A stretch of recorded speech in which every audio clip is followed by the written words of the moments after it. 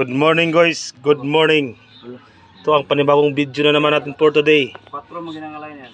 Ara si Boss, Amo, Manager. Ito ang tumitira dito ng liner. Taoran na niya. Tingnan nyo guys kung paano niya ikabit yung liner ng 4/8 chip. Kung ano yung makina na 4HG1 4HG1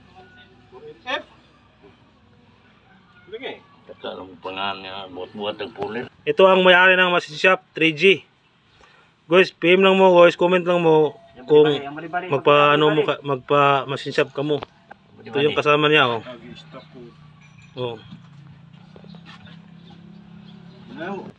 Pinahiran-hiran niya ng wheel ganyan siya guys, kabit. Ito yung bagong liner. Sinukod-sukod niya tinutuyok-tuyok. Tapos ganyan lang guys. Ganyan lang kabisik niya guys. Pinatungan ng puto.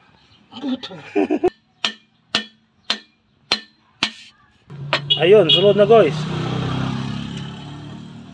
Bilis lang. Mabilis lang talaga pag tawag niya magpistundingan yan. At ito namang tres na naman. Titirahin na naman ni Brad. Ito ang may-ari ng machine shop ng Kaswagan. Basic lang guys. Kinamay lang. Yun, pasok. Basic lang sa kanya guys. Paano magtao ng liner? Pinahiran na niya ng para danlog. At isa na naman. Yun. Medyo mabilis lang. Yung dos lang medyo hindi. Pinatungan yung puto. Ganyan. Ganun lang. Shout out boss. Sa 3G. So guys, tapos na guys. Mabilis lang. Ito na yung 4 na bore. Tapos na bago lahat liner.